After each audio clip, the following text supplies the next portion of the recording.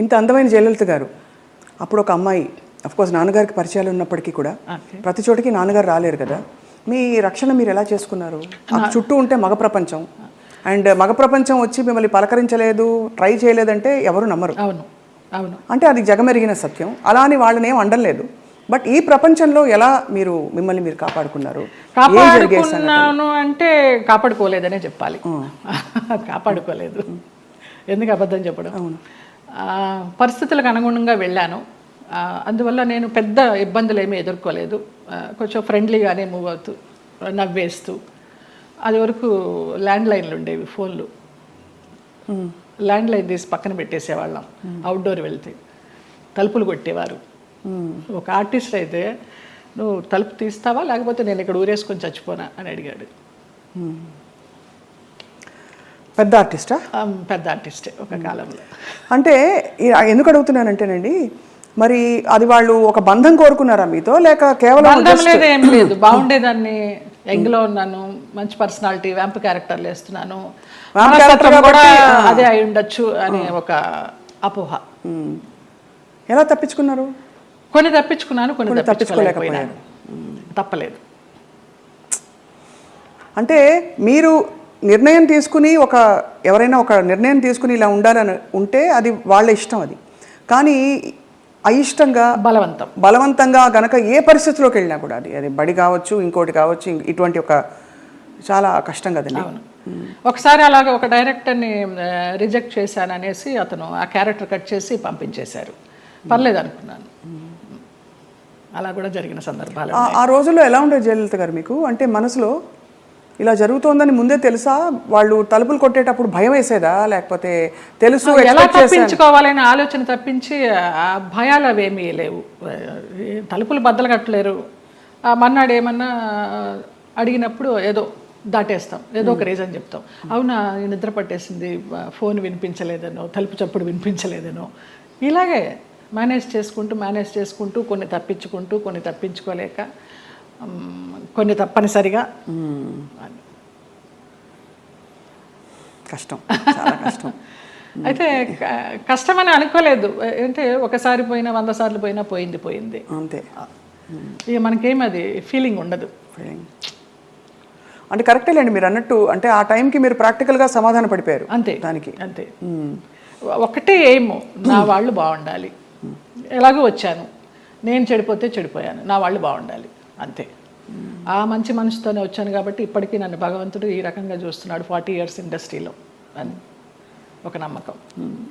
ఇప్పుడు అందరూ బాగున్నారు.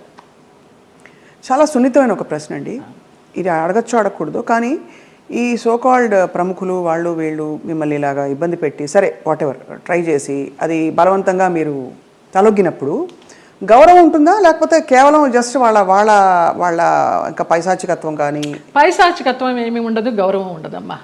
Just matter of fact, need అంతే.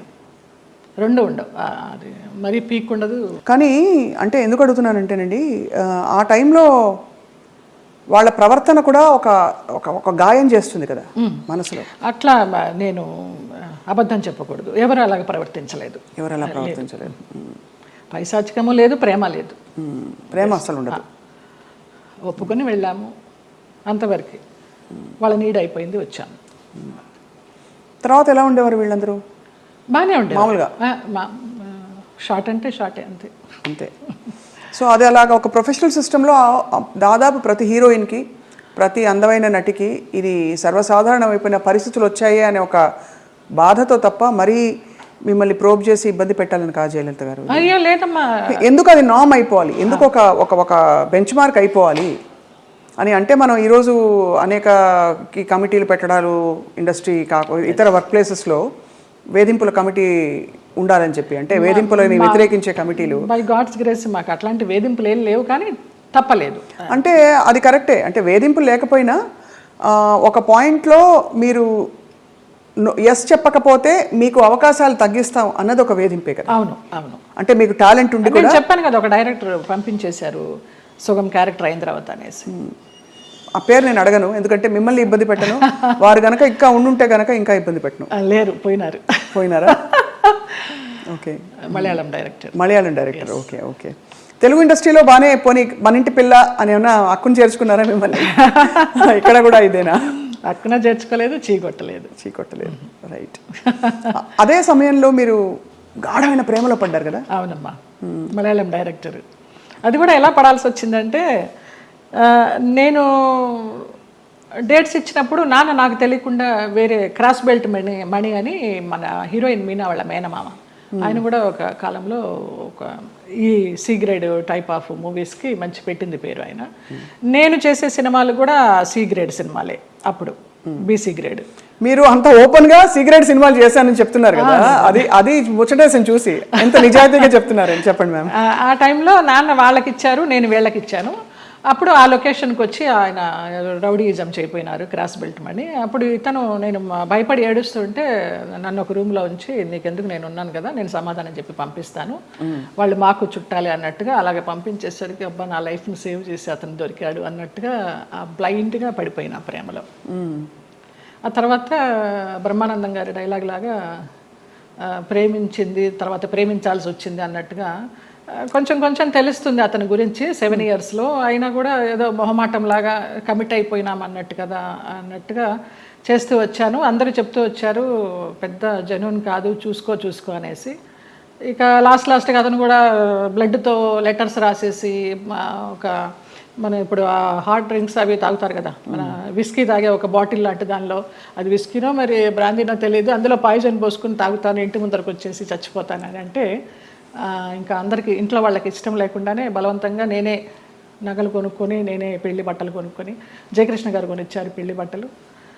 అలాగా కేరళ వెళ్ళిపోయి చూడటానికరమ్మ కొచ్చిన్లో, చాలా మహిమగల అమ్మవారు, అక్కడ మ్యారేజ్ చేసుకున్నాం. అప్పుడు ఇంట్లో వాళ్ళందరూ ఇంకా నామకే వస్తే వచ్చి అక్షంతలు వేసి భోంచేసేసి వెళ్ళిపోయారు. కాపురానికి పంపించడానికి ఎవరు నాకు కూడా ఉండడం కానీ ఏమీ లేదు.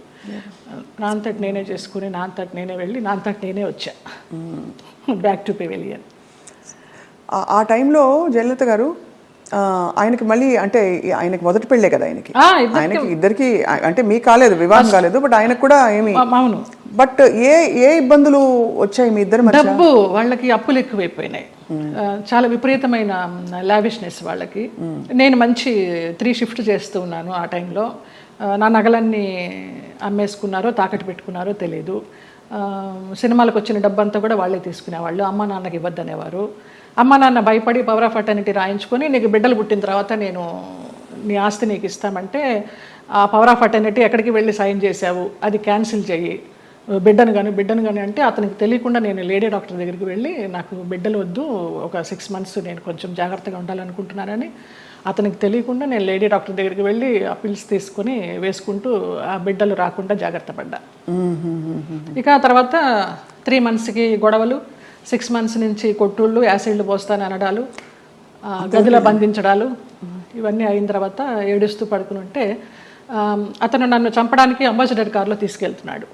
మా ఆయన ఎవరైతే ఉన్నారో ఎక్స్ హస్బెండ్, నిలువెత్తు బాబా. ఫస్ట్ టైం నేను కాషాయ వస్త్రాల్లో అంబాసిడర్ కారు ఇలా ఆపి, నేను కూర్చున్న వైపు డోర్ తీసి నన్ను గబగబగా లాక్కెళ్ళారు. ఆ మన్నాడు పరుచూరు గోపాలకృష్ణ గారు, చలపతిరావు గారు వీళ్ళంతా మన విరుగంబాకం పోలీస్ స్టేషన్కి ఫోన్ చేసి, ఇలాగ మా అమ్మాయి అపాయకరమైన పరిస్థితిలో ఉంది, మీరు వెళ్ళి ఆ అమ్మాయిని బయటికి తీసుకురావాలని చెప్పి అలా ఇంటికి తీసుకొచ్చారు నన్ను. ఆ బాబా సంఘటన అలా జరగడం, ఇక్కడ పరుచూరు గోపాలకృష్ణ గారు, చలపతిరావు గారు ఇలా సహకరించడం అంత యాదృచ్ఛికం. అంటే ఎవరో ఒకళ్ళు భగవంతుడు పంపిస్తాడు అంతే, ఆయన రాడుగా నేరుగా. అంటే మనసు పెట్టి మీరు ఇష్టపడి అన్నీ వదులుకుని ఎవరు లేకుండా మీరు వెళ్ళి చేసుకున్న పెద్ద స్టేట్మెంట్స్ ఇచ్చేసి, కళ్యాణం వచ్చినాక వచ్చిన ఆగదనేసి అందరూ అనేవారు, దొంగోళ్ళు బట్టి ముఖంలా ఉన్నాడు, ఎలా నచ్చాడు నీకు, ఎలా నమ్మావే అనేసి. అంటే మీకు ఆ టైంలో మీరు గాయపడిన మీకు అదే ఆయనే రక్షణ ఇచ్చాడు. ఎందుకంటే అంత ముందందరూ వచ్చిన వాళ్ళందరూ మీతో మిస్బిహేవ్ చేసిన వాళ్ళు, మీకు ఇబ్బంది పెట్టి మిమ్మల్ని ఏదో ఒకటి రాబట్టారు. సో ఇతను ఏదో ఇస్తారనుకుని మీరు తప్పలేదండి. అంటే నమ్మకపోతే జీవితం ఎందుకండి? ఇంపార్టెంట్ విషయం, మీరు నమ్మి దెబ్బ తగిలినా కూడా ఆ గాయం ఎక్కువ ఇది కాకుండా భగవంతుడు వచ్చి మిమ్మల్ని కాపాడు. నిజంగా తర్వాత అతను రమ్యకృష్ణతో నీలాంబరి సినిమా చేశాడు కన్నడలో. ఇంకేదో మూవీ చేస్తున్నప్పుడు యాక్సిడెంట్ అయ్యి పడిపోతే ఈ నడుము దగ్గర నుంచి చచ్చుపడిపోతే నాకు మళ్ళీ అతను లైన్లోకి వస్తే నేను నెలకి మెడిసిన్స్కి 5,000 రూపాయలు పంపించేదాన్ని అతనికి. జాలి. అవసరమా? ఏమో తెలీదు, ఇంకా రుణానుబంధం ఉందనుకుంటా అనేసి. చాలా సంవత్సరాలకి అది. ఒక పాప పుట్టింది అతనికి, వేరే పెళ్లి చేసుకొని. ఆ పాపకి ఇప్పుడు లేదు, నేను చాలా ఒక 4-5 ఇయర్స్ అయిపోయింది టచ్ లేకుండా. 13 సంవత్సరాలు ఎప్పుడో దాని పుట్టినరోజు అని అది ఇది అంటే ఇక్కడి నుంచి ఏమైనా పంపించేదాన్ని. ఆ పిల్ల అడిగేదంటే ఎవరు పంపించారు నాన్న అని. బాబా పంపించారమ్మా అనేవాడంట. బాబాగారు భక్తులా మీరు మొదటి నుంచి? నాకు రమాప్రభమ్మ పరిచయం చేసింది బాబా గారిని ధవళేశ్వరంలో, నల్లబాబా. స్వతంత్ర భారతం అని మన నారాయణమూర్తి గారి సినిమాకి వెళ్ళినప్పుడు ఎందుకో గ్యాప్ వచ్చింది, నీకు ఒక బాబాని చూపిస్తారా అనేసి తీసుకెళ్ళారు ధవళేశ్వరం. అప్పుడు చూడడమే, ఆవిడే పరిచయం చేసింది. తర్వాత ఈ పెళ్ళి విడిపోతాను అన్నప్పుడు ఈ ఇన్సిడెంట్. తర్వాత ఇంటికి వచ్చి వారం రోజులు తర్వాత పడుకుని ఏడుస్తుంటే ఏంటి ఇలాగైపోయింది, బాగుంటాను అనుకున్నాను పెళ్లి చేసుకుని అని ఏడుస్తున్నప్పుడు ధవళ వస్త్రాల్లో నేను ఇలా పడుకుని ఏడుస్తుంటే నా పక్కన కూర్చుని ఆయన ఈ మడికాలు వేసుకొని ఇలాగా చేయి పెడితే నాకు కరెంట్ షాక్ కొట్టినట్టు అయిపోయింది.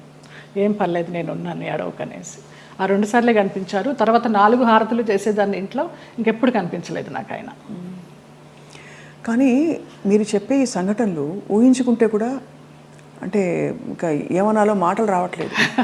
బాబాగారు వచ్చి పక్కన కూర్చుని ఆ అనుభూతి మీకు కలగడం, నేను చాలా ఫీల్ అయినా. మా స్పర్శ ఒక ఏంటో అంటారు కదా 1000 ఓట్ల కరెంట్ షాక్ కొట్టినట్టు అనేసి, అలా ఒక ఆరాలాగా వచ్చేసింది 2 సార్లు.